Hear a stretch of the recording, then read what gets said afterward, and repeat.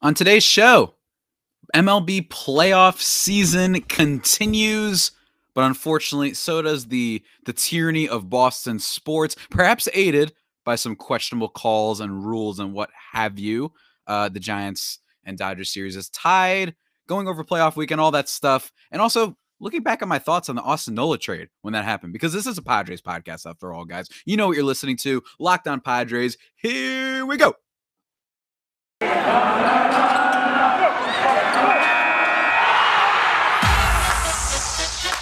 You are Locked On Padres, your daily San Diego Padres podcast. Part of the Locked On Podcast Network, your team every day.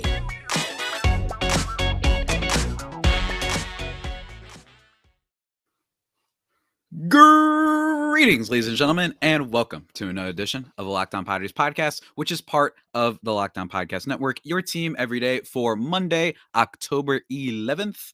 As always, I am your host with sometimes, occasionally, but certainly not always, the most, Javier Reyes. You might be familiar with some of my baseball-related work at places like Baseball FYI, Fridays on Base, Off-Bench Baseball, or Just Baseball, to which I am a staff writer for, or maybe Pop Culture is your thing. I've written for places like Nerdist, Mental Floss, Inverse, Film Cred, Bloody Disgusting, and many more, and hopefully many more to come, guys. Most importantly, check out me on Twitter at Javapeno or at LO_Padres, which is the Twitter account for the show. Interact with me on there. I love it. You might see me pointing because in the bottom left-hand corner of the YouTube screen, you can see my at JAVIIPENO. Follow me on there, guys. And of course, like I said, the YouTube channel, Locked On Padres on YouTube, where all the magic happens. I even got a new camera, a little bit more HD quality for you. Hopefully. Anyway, I gotta edit the surroundings because I have a little bit too. The lighting is a little bit off, but it's a nice library that I got behind me. Basically, I don't know. It's an interesting aesthetic at the minimum. You guys got to give me that. But I also thank you guys for making Locked On Padres your first listen. #first listen every day. We are free and available on all platforms. On today's episode, guys, we are talking about MLB playoff weekend because, well, there's no Padres news. Yeah. I don't know if you guys heard, the Padres are in the playoffs. So we will be talking a little bit about playoff weekend and some of my thoughts on the playoff teams in general that are in there. Some of the results. I enjoyed it very much, even if I didn't get to see every single game in full, especially on Saturday, because I was doing some stuff on Saturday. But also at the end of this, going to be talking about Austin Nola, because I am a weirdo and I was just listening to some of my old podcasts because I wanted to know if I was going to get old takes exposed. You know what I'm saying? When it came to the Austin Nola trade. And actually just looking back at some of my thoughts over a bunch of episodes, I thought it was interesting just to look back, and I have some interesting perspective about that. So we're going to get into that. But for now, guys, let's talk some playoffs. Let's talk some playoffs, because I don't know about you, but it's been a solid go of things in the playoffs. I'm not just saying this as a bitter Padres fan who doesn't get to experience the magic of the postseason, but it's been okay. You know, the Fries, maybe a lot of that, by the way, is because one of the big teams I've been rooting for is the White Sox. I think the White Sox, in a lot of ways, are the Padres of the American League.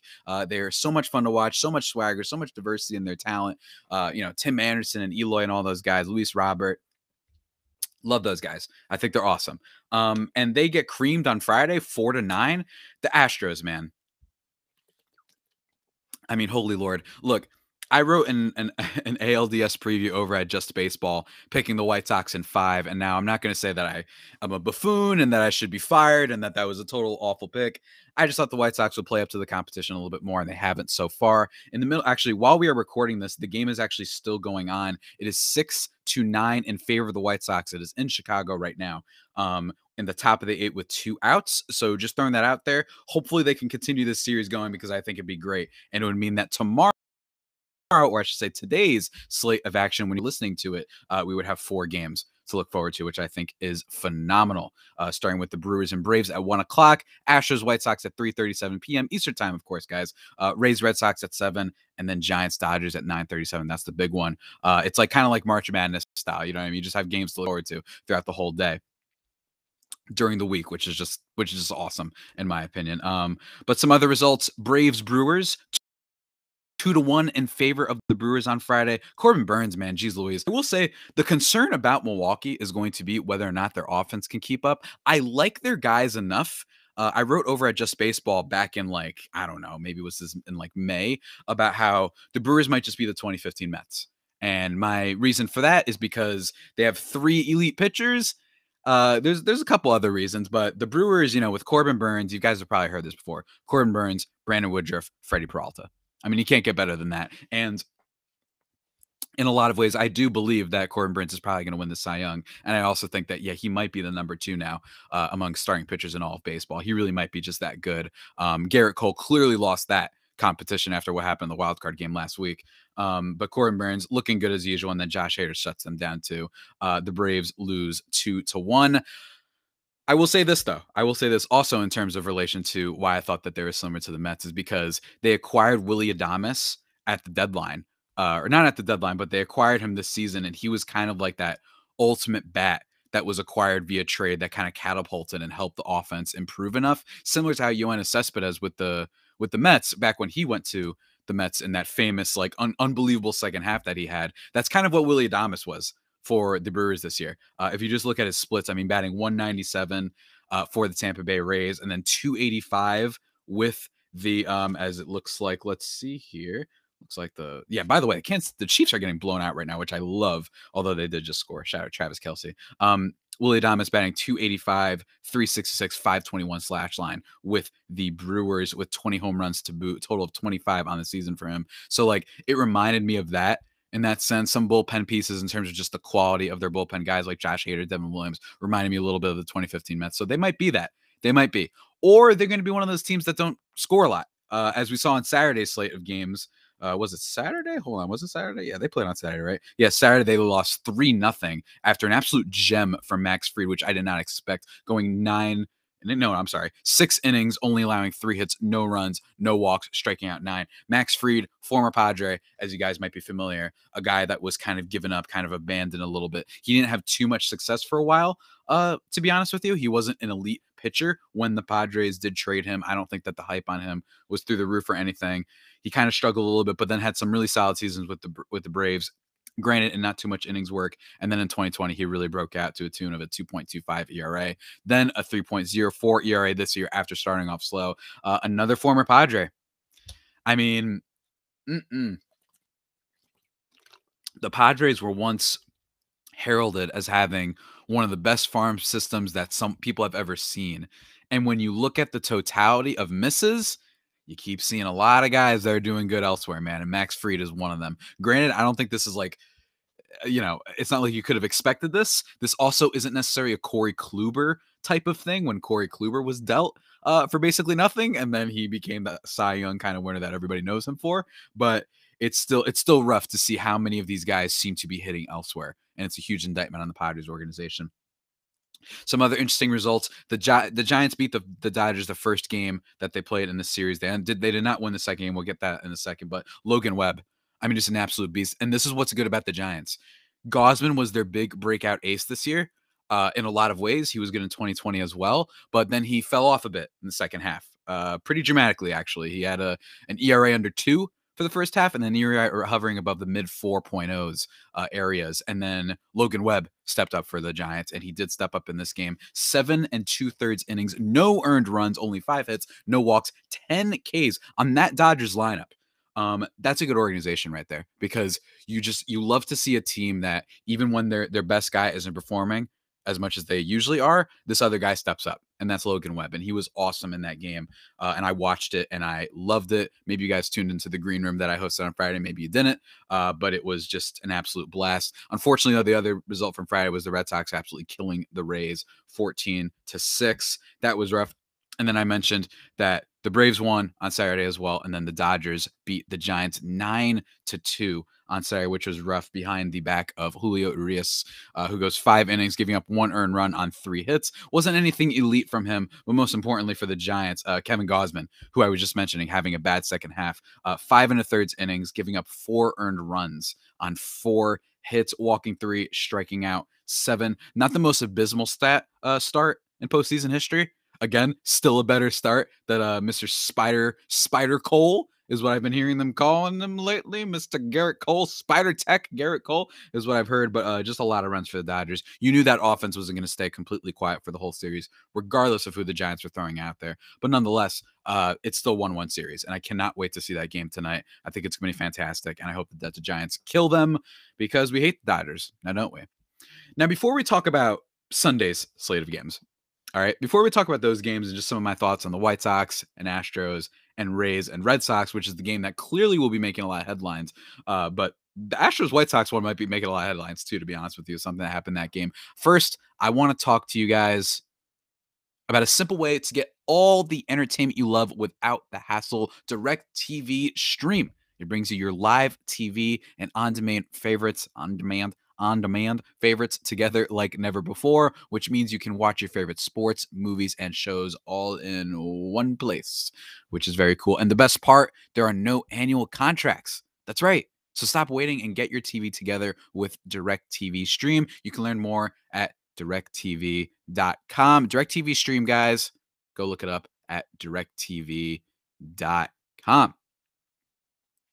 Again, guys, I just want to reiterate, thanks for making Locked On Padres your first listen every day. # first listen every day. We are free and available on all platforms. Let's keep it going. Let's talk a little bit. All right, let's talk a little bit about the games that happened on Sunday, because there was a lot that happened. Let's first get into the Astros-White Sox game, only because it's currently not done. Look, I got to record my episodes, guys. I got a lot of work to do. Okay, I'm sorry that I couldn't wait to finish this White Sox-Astros game, because in fairness, it's not my team.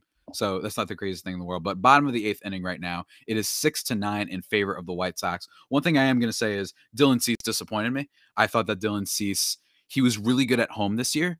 Not as much away. A little bit of the Blake Snell thing, to be honest with you. Remember when Blake Snell's home run splits were such a big deal? A little bit of something like that, but more importantly, just 1 2/3 giving up 3 earned runs. I know it's the Astros, but still, Dylan Cease is prone to having those blowups every now and then, despite the swing and miss stuff, despite his strikeout rate being among the best in the league next to Corbin Burns. Seriously, that, he's prone to that stuff. But even still, you get a lot of RBIs in this game, and it's a big inning in the bottom of the 4th, right? You get a single from Jose Abreu. You then get Yasmani Grandal, who grounds out in a fielder's choice. Now, here's the thing. There's a lot of controversy around this one. I don't think it'll be the one that is talked about the most. It wasn't the one that Jeff Passan of ESPN is tweeting about. But Yasmani Grandal, when he is running to first base, is basically not running at all in the baseline. On the right side, you know what I'm saying? Like in the dirt. He's instead running on the grass, which then results, all right, in the first baseman, Yuli Gurriel, having to kind of because they're trying to. It's a man on first and third, by the way. I should mention that. And then it results in Yasmani Grandal kind of interfering with a throw from Yuli Gurriel, because he has to kind of whip it around him because he's in the way of what the kind of the line of sight would be to get the runner from third, who was Luis Robert. Now, I don't know if there's something specifically illegal about that in the rule book. I don't know exactly how that works, but they might have missed something like that. Dusty Baker ends up getting tossed from the game, and I actually thought so for sure. Now, I know a lot of you guys might be thinking, well, screw it. I don't care. The Astros are cheaters and deserve all the bad luck to, what I'm saying? We don't care. It's like that Stephen A. Smith thing. Let me tell you something. We don't care. Like that whole video. Like, I get that, and you are justified in that. But I will say, just in terms of observing baseball, not a dirty play, but like a cheap play. You know what I mean? Like Bush League is what people say a lot of times. Like, that's what it kind of was from Yasmani Grandal. But then again, whatever it takes, right? They're getting their butts kicked most of this series so far. Their pitchers have not shown up. None of them. Not Lance Lynn, not Lucas Giolito did a little bit, but Lance Lynn, and it hasn't gone well, and it's kind of exposed them a little bit as a pitching staff that's solid, but maybe those numbers are bolstered by the fact that it's a really easy division with teams like Cleveland, who are just selling off and rebuilding every year. The Royals, who are rebuilding but don't think they're rebuilding. They think they're contenders for some reason. And then teams like the Tigers, who are rebuilding. It can be rough sometimes, for sure, when it comes to judging teams based on their competition and whatnot. I know some people said this about Trevor Bauer last year, where they were like, he pitched in a weak division. It wasn't weak this year, of course, but last year the offense was non-existent. So maybe that's why. I get that. But bottom line is, the way I look at it was the numbers were there, in my opinion. But hey, that's just screw Trevor Bauer. You know what I'm saying? That guy's the worst. But that's going to be interesting to see how this unfolds. I'm curious to see if there's some sort of statement by MLB about this Yasmani Grandal. Wasn't as bad, in my lot of other people's opinion, as what happened in the Red Sox and Rays game. For those who missed it, this game lasted about an eternity. A couple of my friends were actually at the game, by the way, which is pretty nuts. But it goes into the bottom of the 13th, a walk-off from Christian Vasquez. But before all that, top of the 13th inning, Kevin Kiermaier in an at-bat that I'm pretty sure lasted about 37 years. Because you take into account how nervous I am, because you guys may know I hate Boston. I hate them so much. But I can tell you one thing. I did not expect them to go quietly in night in this series. Anybody who has not been paying attention to Boston sports for the last 15 years. Everything goes their way, except for maybe the Celtics. And I will only say the Celtics in the sense of this is that they'd been rebuilding forever. And then they got all these draft picks, and Danny Ainge is a fraud, and he never traded them for the right guy. The offer was never there. Man, I don't want to hear it. The guy over in Toronto, I'm blanking on his name right now. My apologies. I'm going to Google that where I looked that up. But he made that gamble trade for Kawhi Leonard, and then they won the title. You know what I'm saying? So, like, that's just, yeah. Masai Ujiri. There we go. I think I remember. Got to remember that guy's name. It's a sick name, too, I will say. But, like, they actually took chances and whatnot. But bottom line is the Celtics have been, at the minimum, solid and an entertaining team for sure. But they haven't been as, they haven't cursed us with winning as much. But when it comes to the Red Sox, when it comes to the Patriots, they've been just dominating. You know what I'm saying? And anyone who thought that this Red Sox team didn't have a little bit of a vibe to it, I think wasn't paying attention. I know that their bullpen on face value with Whitlock, with Matt Barnes, guys like that weren't doing too much. But Nick Pivetta in this game, I mean, geez Louise, he comes up huge for the Red Sox. 4 innings because of all the extra innings he has to go, only allowing 3 hits, no earned runs, only walking 1 batter, and striking out 7 batters. Geez Louise, the Rays. But the biggest thing that happens in this game is a double from Kevin Kiermaier, right? That ends up bouncing off of the glove of Mr. Hunter Renfroe, former Padre Hunter Renfroe, who now all of a sudden is a very capable and awesome player for the Red Sox, which is kind of stinks. He wasn't for the Rays, that is true. But man, oh man, thank God Jake Cronenworth was good, ladies and gentlemen. But it bounces off of Hunter Renfroe's glove, and then his glove is kind of like the top of his leg, and then it goes into the stands, which results in it being a ground rule double instead of the go-ahead double that would have brought in Yandy Diaz. Now, here's the thing. Couple things on this, actually. The call was probably the right one that was made on the field when it comes to that being a ground rule double, because it does hit off of the defender, and it does bounce in there. You know what I mean? That's how the rule works. Whether or not that's a good rule is an entirely different conversation. In my opinion, it probably should be. I am wondering, though, I did think about this. I am wondering if there's some sort of like there has to be something in the rule book about if it's an unintentional bouncing into the crowd, because then theoretically, couldn't you just take the ball and just fling it in real quick if you were worried that the runner might score? You know what I'm saying? Like, if you see him halfway to second base, you just go, you know what I mean? Make it sure that he keeps it at third. I'm just wondering. That's all I'm saying. I understand that in a way the counter to this also might be, well, what else do you do? You can't just get rid of the ground rule double. Then that would be a little bit annoying. But it is crazy that the Red Sox, a lot of people are complaining about the Red Sox. I will say about this, Fenway Park, you don't like it, then win your games at home. That's what happens. You know what I'm saying? Like, this is what happens. I get that it's annoying that there's this giant skyscraper, the size of the Empire State Building, that makes it that you have to hit home runs 700 feet in order for them to go out. And then there's this unbelievable short porch over in right field where it's just like you can just literally fall into the outfield, like into the stands. Like, that's nuts, and that's happened before. I think the Red Sox also, the third thing, by the way, they're a really hard team to play in Fenway, especially in the postseason. They've beat the Yankees the last 3 times they faced them, so it doesn't surprise me that they've been able to stage a little bit of a comeback in this series, starting with, obviously, Fenway here. But I think that it's a crummy rule. My thing is this.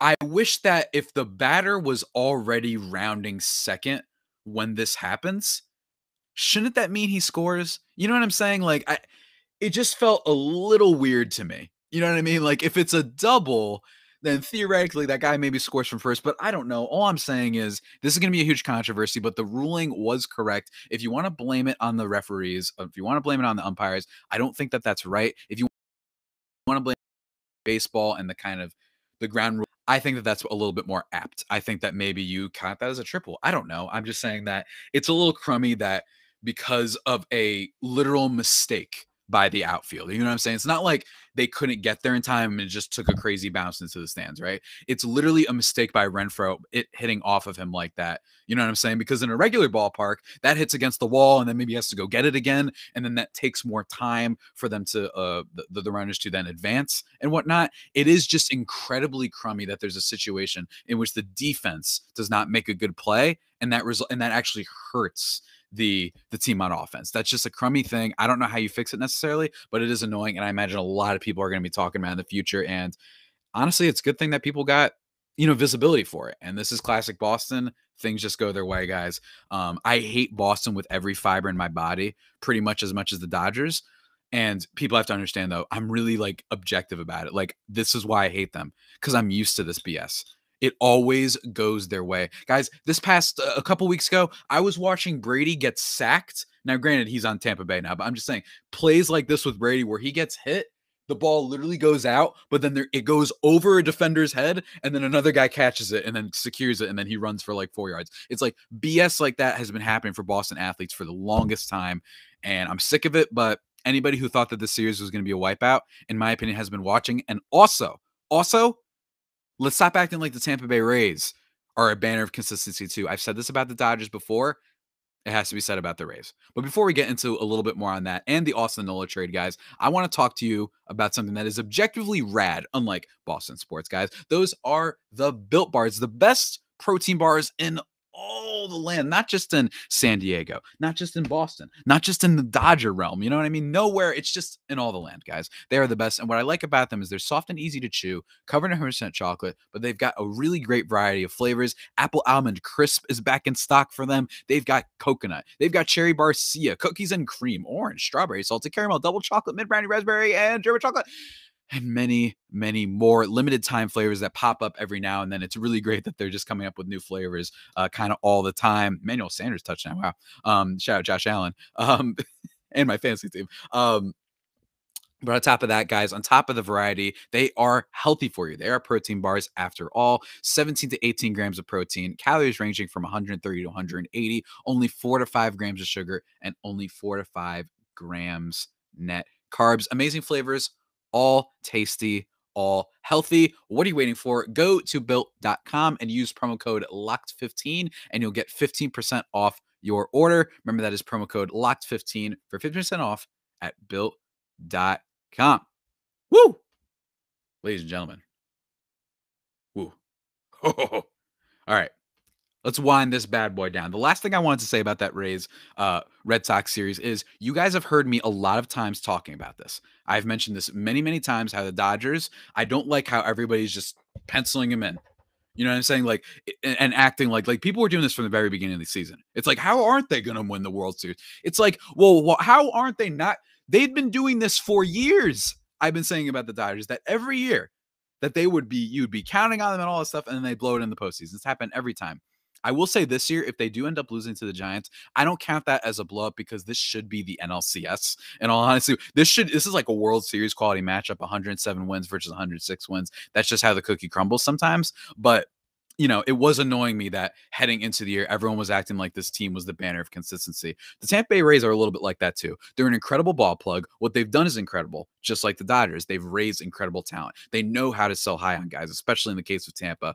But in fairness, everybody that was just scribbling them, they're going to kill them. Like, what have the Tampa Bay Rays done the past 15 years that suggests that they are a lock and that they will always win? You know what I'm saying? Like, what have they done? What is this, the 27 Yankees? Relax, guys. And now look at them. They're down 2-1. They're going back to Tampa. They got to win that game, obviously. But I'm just saying, this is a lesson learned, and everybody they need to calm down. Anybody can win in the baseball playoffs. That's what I love about MLB playoffs. It's great. It's lovely. It's fantastic. But just let's not get too ahead of ourselves. By the way, the White Sox are now leading 11-6. So shouts to them. Who scored here? Andrew Vaughn and Luis Garcia hit big doubles. So shouts to them. We're going to get one more game at minimum of that series. Woo! Thank you. Okay, all the mean people on TikTok and all the message boards that were saying I was an idiot for suggesting that the White Sox could win, at least they got a game. You know what I mean? At least they didn't get killed. But the last thing I wanted to talk about, guys, was the Austin Nola trade. Just revisiting it really quickly, at least as of right now. So Austin Nola is the catcher for the Padres, as you guys may know, the priority catcher, I should say, for the Padres. And he was fine this season. And he was incredible when you compare him to kind of what the Padres have had the past couple years, right? That's a guy that's both, you know, in terms of what's his name? Francisco Mejia and Austin Hedges. Francisco Mejia, there were some Francisco Mejia truthers. I was one of them. I actually thought that he could be pretty decent for the team. I really, really did. I thought that he had a really, you know, quick swing of the bat. Granted, he never really came through. In 2020, he had some opportunities, didn't come through. I always wished that if he had more consistent playing time, then he might be better, but it's not like that guy's blown up elsewhere, whatever. And then Austin Hedges, a defensive wizard, but he could not hit worth a lick. He had that 1 year where he hit like 20 home runs, but other than that, that weird 1 year of Austin Hedges shots them, but done anything. And then they trade for Austin Nola, who this year finishes with a slash line of 270, 340, 376. So not a lot of power whatsoever. His career high in home runs is only 10, and he hit 5 last year with Seattle, and then 2 with the Padres. So, you know, not a great power hitter for sure, but compared to what we had before, it's just nice to have a quality hitter. And it's a decent pitch framer, and he's decent at running, throwing out runners. So definitely, certainly an upgrade. But here's the rub. Here's the rub, mate. Only 6 games all this year. And you might be wondering, happens. It happens now. It's still rough. It's still very, very rough, for sure.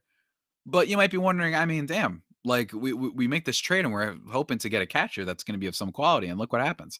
You know, now here's the issue. Let's go look up really quickly the Austin Nola trade.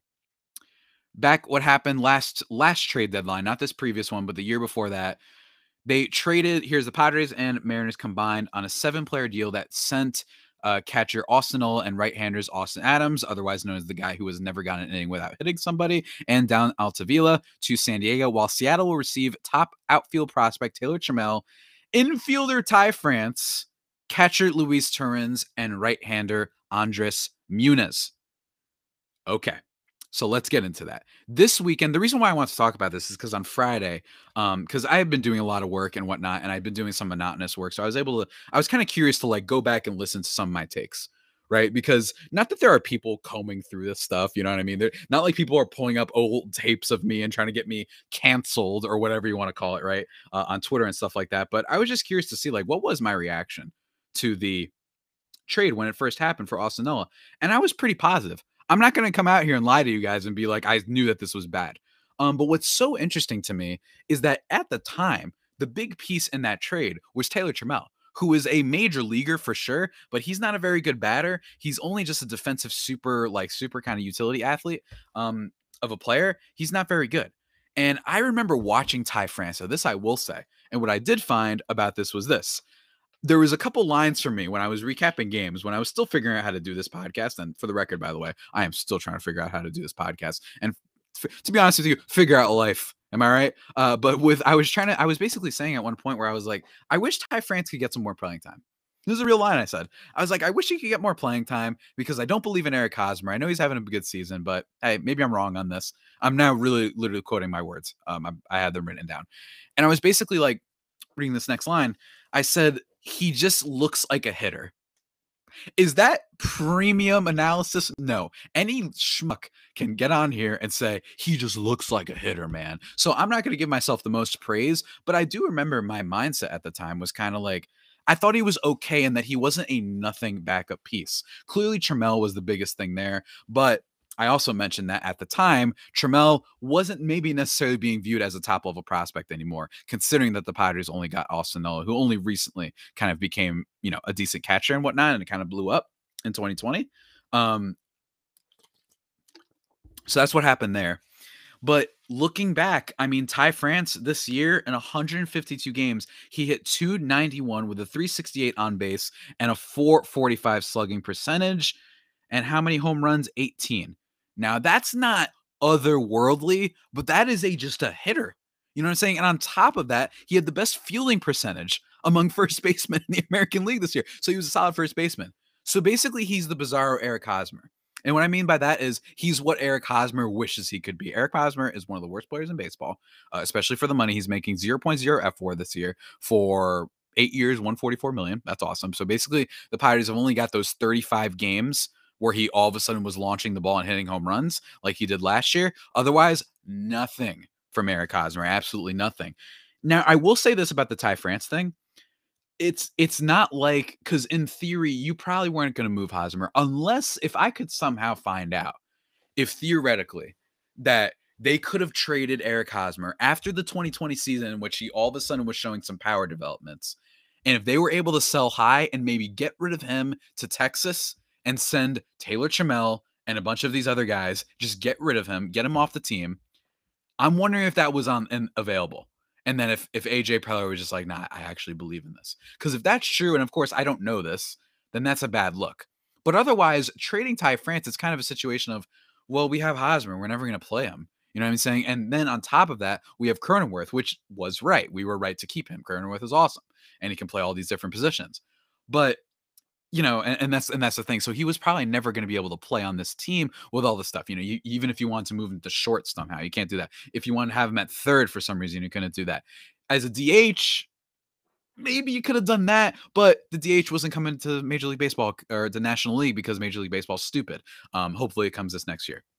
So in that sense of just being like, why did we give him up? Well, we gave him up because there was no real spot for him. But it is pretty rough because when you look at it, I mean, even for the Padres last year, guys, like in 20 games in 2020, he managed to hit pretty well. 302 to 377 on base, 491 slugging. That's why in my podcast I was talking like he seems like a decent player. I kind of wish we could give him some run, but I guess they just had no spot for him. I want to live in the alternate world where they get like what I just illustrated, where instead of trading for Austin Nola, heck, I will even sacrifice Joe Musgrove. That's how serious I am about this. I'm willing to sacrifice Ty France if it meant that somehow, some way last year they were able to get him off the team, remove that contract, have so much more flexibility in their options, and instead, guys, it wouldn't shock me if you would need to give up like Hassel and Abrams in order to get rid of Eric Hosmer. Like it's gotten that bad because nobody wants this. He hasn't even shown that he can literally give you above zero WAR. That's how bad it is for Eric Hosmer. He is, I mean, we're going to talk about this a little bit later in the week. He is, I mean, I cannot think of a worse deal. I remember, Carl Crawford comes to mind for the Red Sox, but Carl Crawford was an unbelievable, just a complete dip. You know what I mean? Hosmer, it was never there. It was never there. And even Ty France in those 20 games, like I illustrated, guys, like he had some moments. He had some moments for the Padres, and I understand that you have to, here's the thing, you have to give up stuff to get stuff. But what I don't like is how AJ Preller seems to have been buying on people after a recent string of success and not necessarily buying when the price is low. He does do that sometimes. He did do that with Grisham, although that trade isn't looking as good. But you do that with Darvish, he ain't looking so good. You did that with Snell, he only had one good month. You know what I'm saying? When he figured out how to pitch again. And then you look at Austin Nola, he finally turns out how to hit, and he's okay, but he can't stay healthy. So on top of that, it's just like you're just damned in so many ways. I still think the Clevenger trade with Cal Quantrill, I know he'd been okay for us. I know he had potential, but that's the big problem is that all these assets, it's not bad if you trade them, but when you're trading 31 players for 9 players and maybe only 2 of them worked out, that's how you fall apart and you have to completely reset and enter the rebuilding phase. So while I am still optimistic in the Padres' ability to come back, AJ Preller has done some magic before. It's getting dark, and I don't know what's going to happen this offseason, but I mean, he has more misses than makes.